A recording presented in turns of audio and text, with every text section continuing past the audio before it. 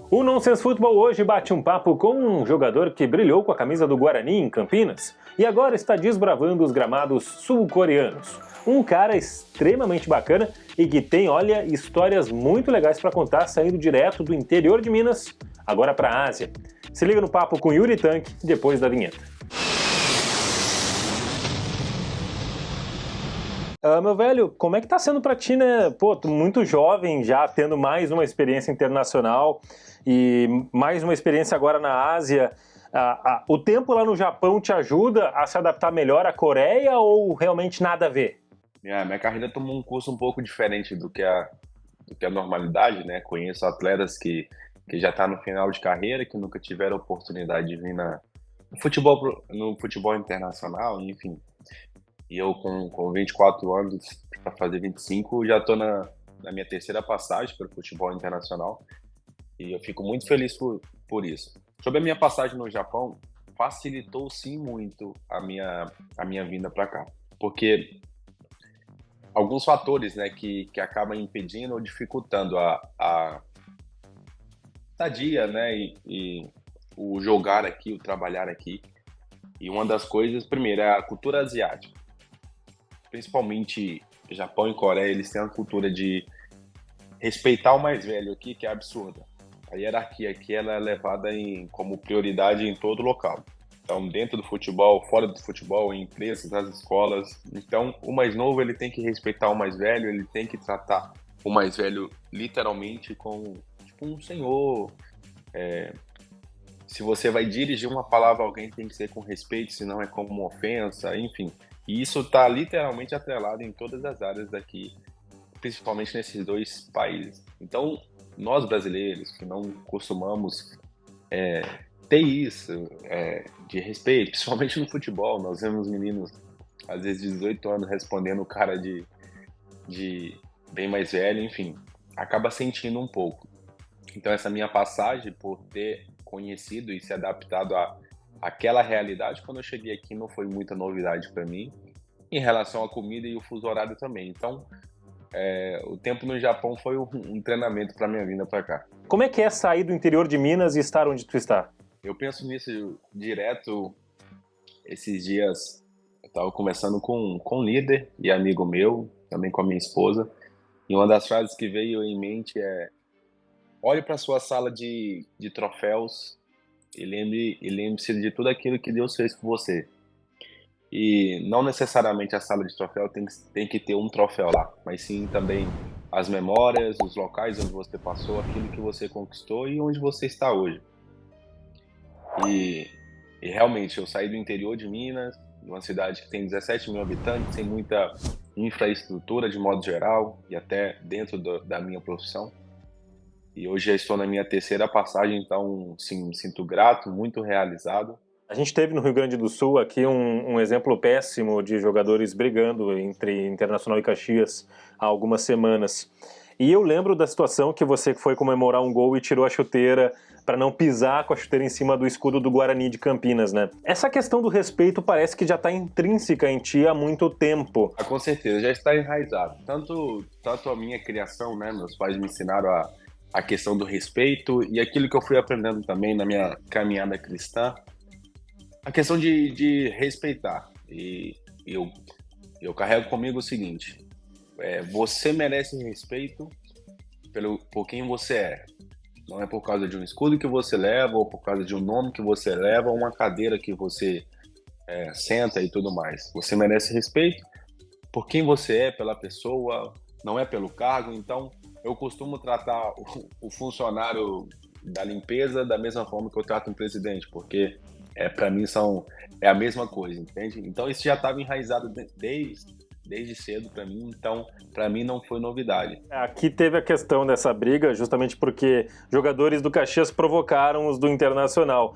Rola isso no futebol sul-coreano? Tem jogador que comemora e dá uma provocada? Futebol é um esporte de competição, então, sim, tem um contato físico, às vezes tem uma discussão, assim, mas não é comum igual no Brasil, entende? Então, é muito difícil isso acontecer por causa da, da cultura, então se um mais velho ele fala, o mais novo ele tem que respeitar. Voltando à questão ali da tua idade, eu também sei que com pouca idade você já passou por um período muito difícil, que foi a lesão que te deixou 8 meses fora. Como é que faz tão jovem ter uma lesão dessa gravidade e não dizer, cara, vou parar, vou largar?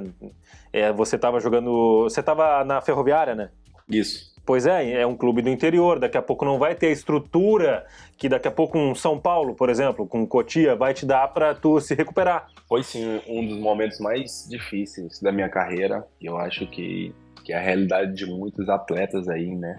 E já vi alguns pararem por conta dessa cirurgia também, por conta dessa lesão. É uma lesão onde você é muito forte, muito intensa e você tem que ficar um bom tempo longe dos gramados. E o processo de recuperação ele é muito extenso, ele é muito lento também, porque num dia você está correndo nos gramados e no outro você está andando de muleta ou com os pés em cima da cama sem poder se mexer direito. Então o processo pós-operatório ele é bem complicado, você precisa de ajuda das pessoas para fazer algumas coisas. E uma das coisas principais que me ajudou a passar por esse momento foi virar a chave. Porque eu parei de pensar, eu sofri muito na hora da notícia porque eu pensei, foi excesso de futuro, né? Que eu falei, cara, eu vou ficar mais de 6 meses sem poder jogar, não acredito, eu nunca fiquei tanto tempo assim e tal. E isso me fez ficar chateado. Será que eu vou conseguir voltar? Quanto tempo vai demorar? Poxa, tem relatos de cara que na transição ele machucou novamente. Tem relatos de erro médico que o cara esqueceu de fazer. Isso eu presenciei. Esqueceu de fazer alguma coisa e abriu novamente. Tem cara que ele não consegue esticar mais o joelho, não consegue dobrar tudo. Como que será? Será que eu vou conseguir voltar ao meu melhor no futebol? Essas incertezas tomam conta, mas a questão de manter a fé e ficar firme, né, dentro do propósito para passar por cima de tudo isso. Você teve a ocasião de jogar em Portugal, ganhar em euro, vivenciar coisas boas em Portugal, que é um trampolim fantástico para o resto da Europa. Muitos jogadores brasileiros vão para lá, brilham e são vendidos por valores exorbitantes por Porto e Benfica em especial. E você sai de lá e vai jogar na Série A3 paulista. Me explica. Cara, é uma experiência particular minha, muito top. E minha e da minha esposa, né? Como eu já deixei bem claro, nós somos cristãos e tivemos uma experiência lá em Portugal a nível espiritual. Falo de relacionamento dentro da igreja.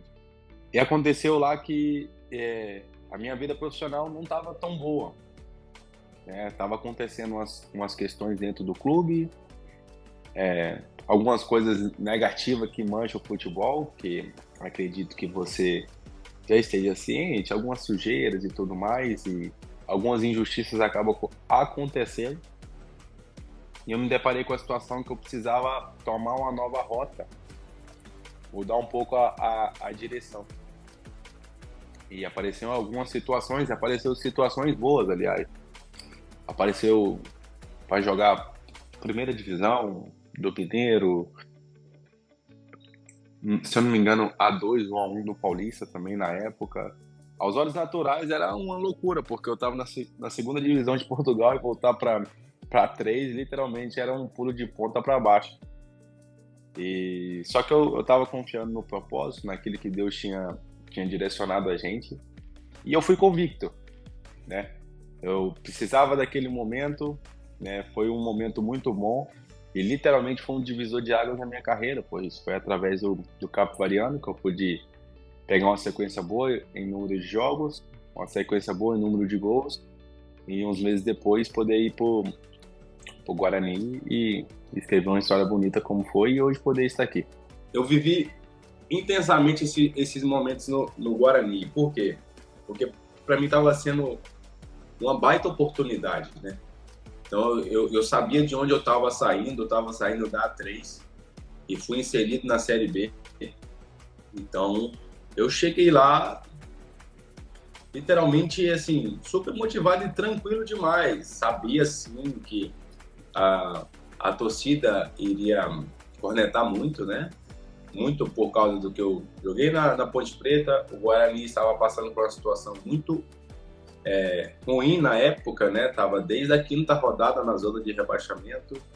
Eles estavam loucos pedindo reforços. E eu lembro que quando eu estava sendo especulado e tudo mais, estavam para vir o Jô, o Wagner Love e tal. Aí do nada veio um menino da 3, ex-Ponte Preta. Então as críticas elas multiplicaram por 10. E para finalizar da minha parte, já teve tempo de rolar algum perrengue aí ou é tudo muito tranquilo, é tudo muito fácil? Tem a questão da comida agora. A comida aqui é muito diferente. Comida aqui, a maioria, né? Costuma ser bastante apimentada, não é molho de pimenta não, é pimenta de verdade mesmo. Bastante apimentada. Coloca pimenta em verdura, pimenta em carne, tudo. Eles têm um paladar muito agridoce aqui, então já vi prato de batata frita com açúcar. Isso eu já fiz, confundindo o açúcar com sal. Não, só pode. Tomara que seja, mas eu acho que não, é intencional, viu? Aí tem essas coisas que é um pouco perrengue. Em questão da língua, alguns falam inglês. Alguns, não são todos, não são muitos também. Alguns falam inglês. E aí o perrengue maior é a comunicação mesmo, né? De falar a língua, né? Estou estudando coreano e pegando também no dia a dia, então isso facilita um pouco, mas ainda é muito difícil a comunicação, falar tudo, mas a gente vai pegando também.